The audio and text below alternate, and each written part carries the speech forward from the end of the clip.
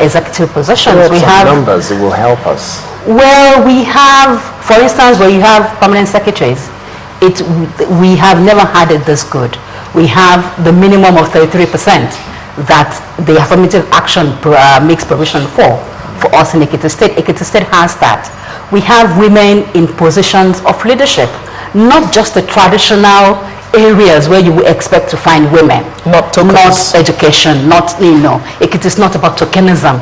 Ekiti is about putting the round peg in the round hole. And if you're a woman and you deserve it, you get it. Dr. Kayode has made life more abundant for Ekiti women because he has protected us from violence. We have the gender-based violence prohibition law in Ekiti State. We are the only state in Nigeria that has that. We have the equal opportunities law. Ekiti is the only state that has that in the whole of Nigeria, which makes provision for equality of opportunities, equal platform, equal footing for men and women, boys and girls. What about the living conditions of rural people? What has happened in that area? Ekiti is, like you said earlier, we are mostly a rural state, which means that every area, every nook and cranny where the governor is intervening could be classified as a rural area.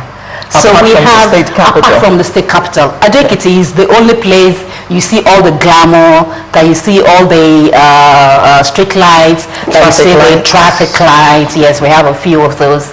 That you have all the dual carriageways. But when you go into other parts of Ekiti, you see that we are mostly farmers, like the Honorable Commissioner was just talking about that earlier on. You have interventions for the elderly, for the youth.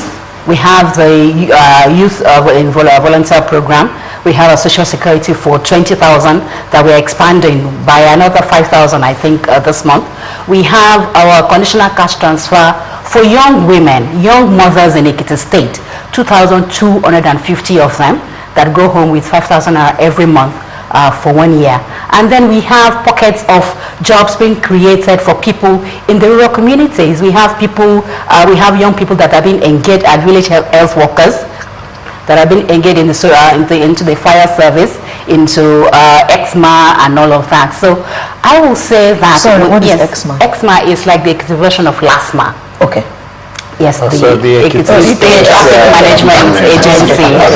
Yes. So when you look at all that, that has happened in Ekiti in the last 3 years, you see the huge transformation. I call it transformation 360 degrees.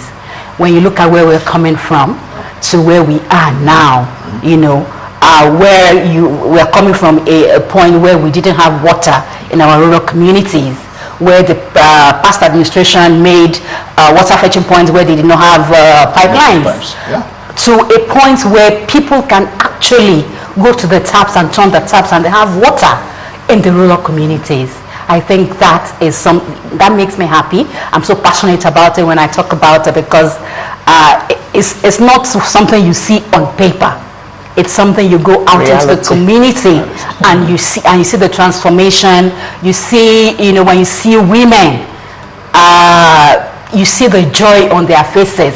You see women that are empowered, women that even threaten the men now, that they will send them to jail because it means they know about the law. They are well informed about the law. They know the law exists and they know the mechanisms for accessing the law. So the men are sitting tight because we don't want our prisons overcrowded, and they are behaving themselves because Dr. Fayemi is protecting his women.